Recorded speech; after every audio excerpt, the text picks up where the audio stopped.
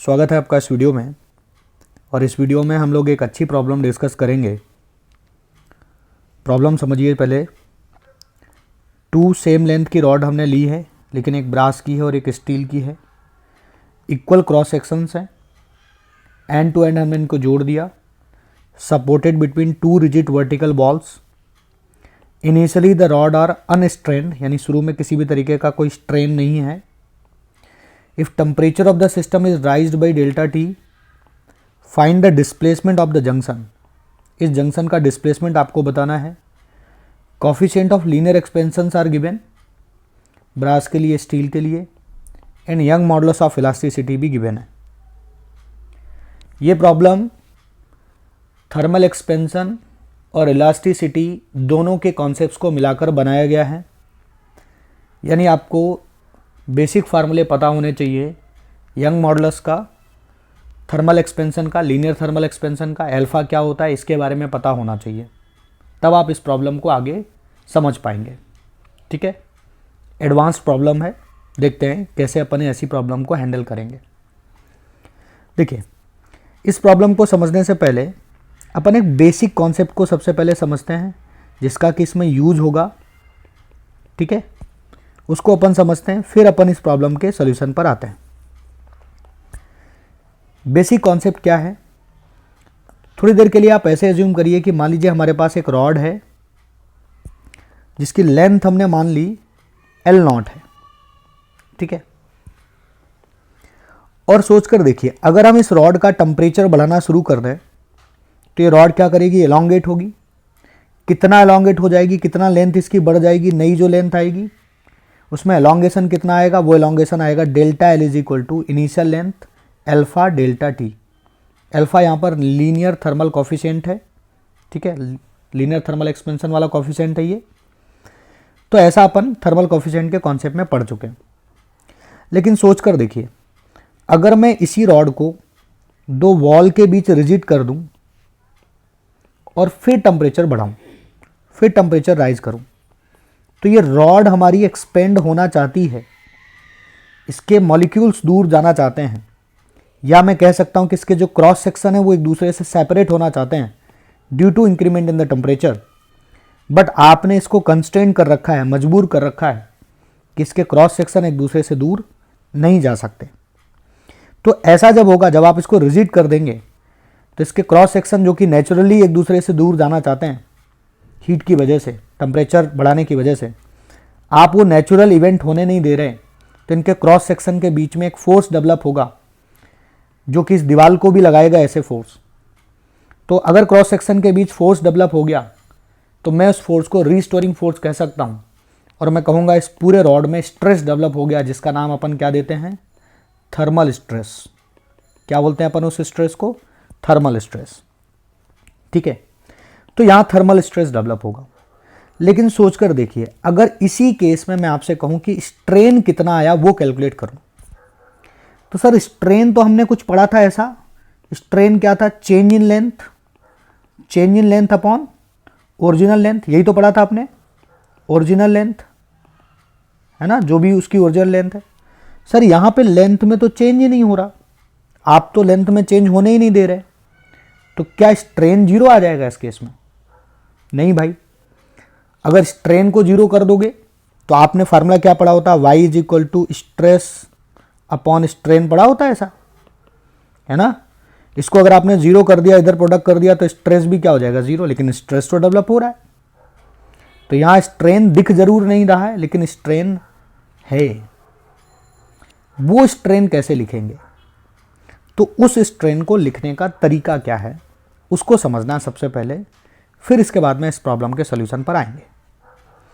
उस स्ट्रेन को लिखने का तरीका यह है कि आप ऐसे सोचिए कि अगर ये रिजिड वॉल ना होती तो जो नेचुरल इवेंट होता उसमें कितनी नेचुरल लेंथ ये गेन करता।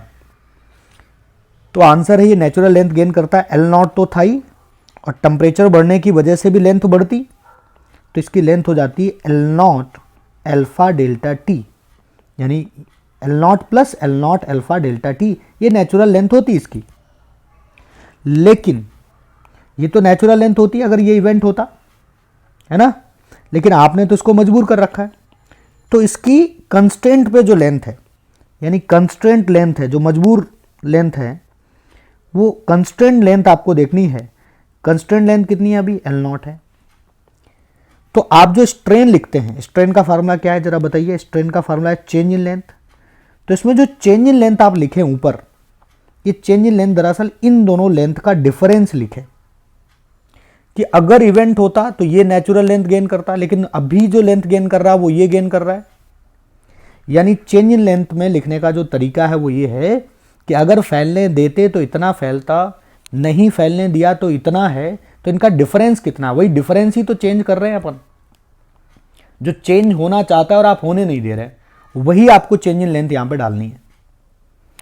तो जरा इनका चेंज देखिए, जरा इन दोनों का नेचुरल लेंथ से कंस्टेंट लेंथ को घटाइए, तो क्या ये L0 कैंसिल आउट हो जाएगा?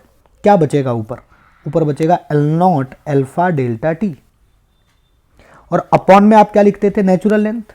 क्या यही नेचुरल लेंथ लिखनी चाहिए मेरे को? नेचुरल लेंथ कितनी है? L0 plus L0 alpha delta T.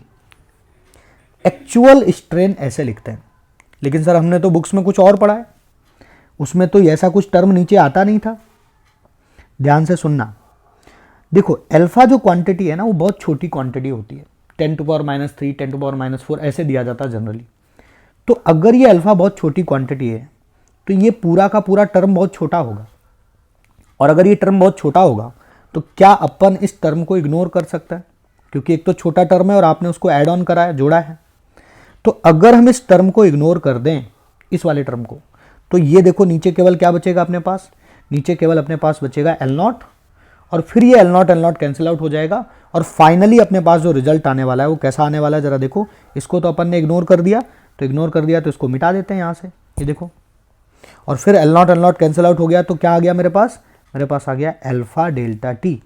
ये अपना थर्मल स्ट्रेन होता है, इसका आपने फार्मूला पहले भी सुना होगा, देखा होगा। ये स्ट्रेन अपना डेवलप हो गया, ठीक है।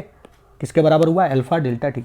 लेकिन जो वे ऑफ स्ट्रेन होगा, जो लिखने का तरीका होगा, जो आप राइटिंग लिखेंगे, इसको करेंगे स्ट्रेन को, है ना, उसका तरीका सोचने का ये होगा। ऐसे सोचेंगे तभी आप इस प्रॉब्लम को सही से समझ पाएंगे। होप सो आपको स्ट्रेन लिखने का तरीका समझ में आया होगा, ठीक है। आइए अब आते हैं इस प्रॉब्लम में और इसको समझते हैं, ठीक है। देखो जरा, देखो ये जो रॉड है ब्रास वाली, ये फैलना चाहती है, एक्सपेंड होना चाहती है।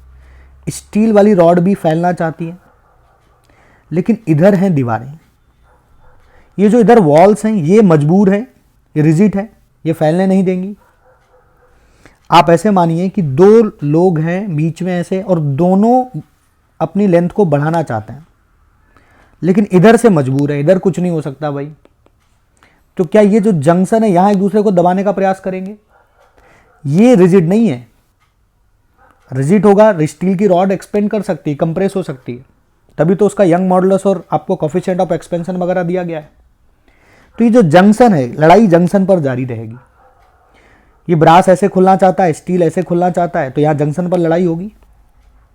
जो ज्यादा खुलना चाहेगा वो कम खुलने वाले को दबाने का प्रयास करेगा। होप सो आप समझ पा रहे होंगे।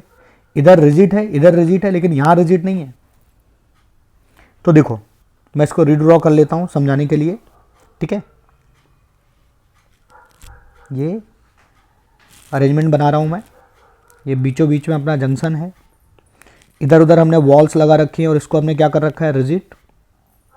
ये देखिए हमने इसको रिजिड कर दिया। ये है अपना जंक्शन, ओके।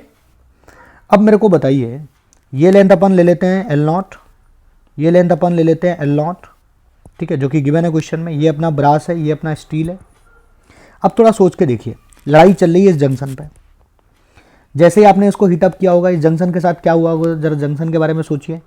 ये जो जंक्शन होगा, इस जंक्शन को इधर से स्टील ब्रास वाला क्या चाह रहा होगा? फैलना चाह रहा, तो स्टील वालों को ऐसे दबा रहा होगा, तो ऐसे फोर्स लगा रहा होगा, ठीक है, ऐसे फोर्स लगा रहा होगा। और जो अपना स्टील वाला है वो फैलना चाहता है, तो ब्रास वाले को ऐसे फोर्स लगा रहा होगा, तो ऐसे फोर्स लगा रहा होगा, ठीक है। ये ऐसे फोर्सेस अप्लाई कर रहे होंगे, एक तरफ से ब्रास वाला लगा रहा होगा, एक तरफ से स्टील वाला लगा रहा होगा, ठीक है। तो क्या होगा? ये लड़ाई कब तक जारी रहेगी? आपने टेम्परेचर बढ़ाया, ये फोर्स लगाना शुरू हुआ इस जंक्शन पे। तो सोचो अगर इसने ज़्यादा फोर्स लगा दिया और इसने कम फोर्स लगाया, तो क्या ये जंक्शन यहाँ से शिफ्ट होना शुरू कर देगा? कब तक शिफ्ट होगा ये जंक्शन उस टेम्परेचर को बढ़ाने पर? कब तक शिफ्ट होगा जंक्शन? जब तक कि ये दोनों फोर्स एक दूसरे से इक्वल ना हो जाए। बात को समझिए, इन दोनों की ताकत अलग अलग है, फैलने की और कंप्रेस होने की। तो ये कब तक ये जंक्शन शिफ्ट होगा? आंसर है सर, जंक्शन तब तक शिफ्ट होगा जब तक कि उस पर दोनों की वजह से जो फोर्स लगेगा वो फोर्स एक दूसरे से इक्वल ना हो जाए। सोचो ये फोर्स अगर बड़ा बना रहा तो ये जंक्शन को खिसकाता रहेगा इधर की तरफ, अगर ये फोर्स बढ़ा रहा तो ये जंक्शन को इधर खिसका देगा। थोड़ी देर के लिए मान लेते हैं कि ब्रास ने खिसका दिया है जंक्शन को इस तरफ, ऐसा मान लिया मैंने, ठीक है। तो मेरा जंक्शन कहाँ शिफ्ट हो गया? यहाँ मेरा जंक्शन शिफ्ट हो गया, ये यहाँ पे, ठीक है। ये देखो मेरा जंक्शन यहाँ पर शिफ्ट हो गया। लेट्स अज्यूम ये जो शिफ्ट हुआ यहाँ से वो एक्स शिफ्ट हो गया। कितना मान लिया मैंने? एक्स हमारा जंक्शन क्या हो चुका है? शिफ्ट हो चुका है। और यहाँ आकर हमारे ये फोर्सेस क्या हो गए? एक दूसरे से बैलेंस्ड हो गए, ठीक है। अब जरा सोचिए कि फोर्सेस अगर बैलेंस्ड हो गए तो अपन इसी को सबसे पहले लिखते हैं कि force due to brass is equal to force due to steel. और हमने पढ़ा क्या है? हमने पढ़ा है, हमने क्वांटिटी एक पढ़ी है stress. Stress is equal to क्या होता है अपना? Force upon area. तो एरिया से यहाँ मल्टीप्लाई कर दें। तो देखो जरा, ब्रास के लिए अपन क्या लिखेंगे? ब्रास के लिए स्ट्रेस इंटू ब्रास का क्रॉस सेक्शन एरिया, और इसके लिए स्टील के लिए भी लिखेंगे स्ट्रेस इंटू इसका क्रॉस सेक्शन एरिया। एरिया दोनों के मैंने सेम लिए तो एरिया एरिया अपना खत्म हो गया। तो केवल क्या बचा? स्ट्रेस जो डेवलप हुआ है किस में? ब्रास में, और स्ट्रेस जो डेवलप हुआ अपना किस में? स्टील में। उन दोनों को बराबर कर देना है। और जो स्ट्रेस होता है अपना, स्ट्रेस किसके बराबर होता है? तो आंसर है सर, स्ट्रेस होता है अपना y into strain. y is equal to stress upon strain होता है। तो ये हो गया y of brass into strain develop in the brass is equal to y of steel into strain develop in steel. ऐसे तो लिखना है, ठीक है। ये देखो, अब देखो स्ट्रेन लिखना पड़ गया मुझे। तो स्ट्रेन लिखना मैं पहले से आपको सिखा चुका हूं यहाँ पे कि स्ट्रेन लिखने में कैसे सोचना होता है, इसलिए हमने पहले ही स्ट्रेन को लिखना समझा दिया, क्योंकि अब हम इजीली आपको स्ट्रेन लिखना समझा पाएंगे। अगर आपको पहले स्ट्रेन लिखना हम नहीं समझाते तो यहाँ समझना थोड़ा मुश्किल हो जाता। अब थोड़ा थोड़ा सोचो। सबसे पहले ब्रास वाले के बारे में सोचते हैं। सोचिए जरा ब्रास वाले के बारे में। ब्रास वाले के बारे में, ब्रास का सबसे पहले तो ये लिख लेते हैं। अब अपने को लिखना है स्ट्रेन। क्या लिखना है? स्ट्रेन। स्ट्रेन क्या होता है? Change in length upon original length. तो ओरिजिनल लेंथ तो अपन L0 ले लेते हैं। और चेंज इन लेंथ लिखने का तरीका क्या था कि सबसे पहले ऐसे सोचो कि अगर नेचुरली इवेंट होता तो कितना फैलता, और नहीं जो कंस्टेंट मजबूरी की वजह से जितना फैला वो उनका डिफरेंस लेते हैं। चलो ज़रा देखो, यहाँ पर देखो, ये ब्रास की रॉड ऐसे है। अगर यहाँ पर कुछ भी नहीं होता, एक तरफ तो चलो वॉल बनी रहने देते हैं, है ना, वॉल यहाँ पे ऐसे बनी हुई है। अगर कुछ भी नहीं होता, एक तरफ से भी अपन फ्री कर देते तो लेंथ अपनी फैल लेती, क्योंकि इधर तो फिर कोई दिक्कत ही नहीं, फिर तो ये ब्रास रॉड अपना फैल लेती। कितना फैलती है ब्रास रॉड बताइए जरा? तो इसका नेचुरल इवेंट अगर होता तो ब्रास रॉड कितना फैलती? L0 तो थी, और फैलती कितनी? L0 अल्फा डेल्टा टी, ये फैल लेती, ठीक है। तो कितनी लेंथ हो जाती इसकी? देखो जरा, मैं लिख रहा हूँ L0 plus L0 alpha delta T. Alpha brass लिखना है आपको, ठीक है। और ये नेचुरल लेंथ होती, लेकिन आप अभी लेंथ है कितनी, है ना, मजबूरी की वजह से इधर स्टील है, ये फैलने नहीं देगा पूरी तरीके से। तो अभी लेंथ कितनी है बताना जरा? अभी लेंथ हो गई है L0 प्लस एक्स है। तो क्या इनका डिफरेंस लेना चाहिए मेरे को? देखो जरा, नेचुरल इवेंट होता तो ये होता, लेकिन अभी कितना है? ये है। इनका डिफरेंस ले लो, L0 L0 खत्म हो गया। क्या अपना आंसर आया बताना जरा मेरे को? ये आंसर आया YB, और इधर बना जाके अपने पास L0 alpha of brass minus X upon L0। Okay, ये आपने लिखा है किसके लिए? ब्रास वाले के लिए लिखा। क्या ऐसे ही मेरे को स्टील वाले के लिए लिखना पड़ेगा? और फिर दोनों को अपन क्या कर देंगे? बराबर कर देंगे। तो चलिए स्टील वाले के लिए लिख के देखते हैं अपन, ठीक है। स्टील वाले के लिए लिखते हैं, देखो। तो स्टील वाले के लिए अपन लिखते हैं y ऑफ स्टील, और उसके लिए लिख के देखते हैं। ये देखो, नेचुरल लेंथ हमने यहाँ पे लिख दी, जो लेंथ हम लेते हैं नीचे, है ना। और यहाँ पे देखो जरा, अच्छा मुझे बताओ, इस पर भी अगर इवेंट होता, ये भी अगर फ्री होता तो कितना फैलता? सर ये फैलता हमारा, और लेंथ बना लेता L0 plus L0 alpha of steel and delta T. ये नेचुरल लेंथ बना लेता अगर ये मजबूर ना होता। अभी ये मजबूर है तो लेंथ इसने कितनी बनाई हुई है वो देखो जरा। वो लेंथ इसकी कितनी है? वो लेंथ है L0 माइनस एक्स। यही तो लेंथ है इसके पास, देखो ध्यान से। अब तो स्टील वाले की कंप्रेस होने के बाद ये लेंथ हो गई है, जंक्शन शिफ्ट हो चुका है, तो इसकी लेंथ कितनी हो गई है बताओ जरा। L0 थी, अब कितनी है, L0 माइनस एक्स है, तो ये आ गया। इसको ज़रा सॉल्व करो, देखो क्या बनेगा। ये बन गया वाई एस, और ये L0 ऊपर से कैंसिल आउट हो जाएगा, क्या बनेगा, L0 alpha S delta T minus one S plus हो जाएगा, plus X upon L0। Okay, ये देखो, ये दोनों कैसे होने चाहिए, आपस में इक्वल होने चाहिए। ये देखो आप, है ना, इक्वल करने पड़ेंगे इनको, क्योंकि हम y इंटू स्ट्रेन लिखे हैं। चलिए ज़रा इनको इक्वल कर देते हैं, दोनों को इक्वल कर देते हैं, तो ये बन गया वाई बी, इधर बना अपने पास L0 alpha B delta T minus X upon L0 is equal to, इधर बन गया Y S L0 alpha S delta T plus X upon L0। अभी बस कैलकुलेशन है, ये देखो ख़त्म हो गया। अपने को किसकी वैल्यू चाहिए, एक्स की वैल्यू चाहिए, तो अपन क्या करेंगे, प्रोडक्ट वगैरह करेंगे और सॉल्व करेंगे इसको, है ना। बस थोड़ी सी कैलकुलेशन है, अब तो कुछ बचा नहीं, अपन कैलकुलेशन तो कर ही सकते हैं, ठीक है।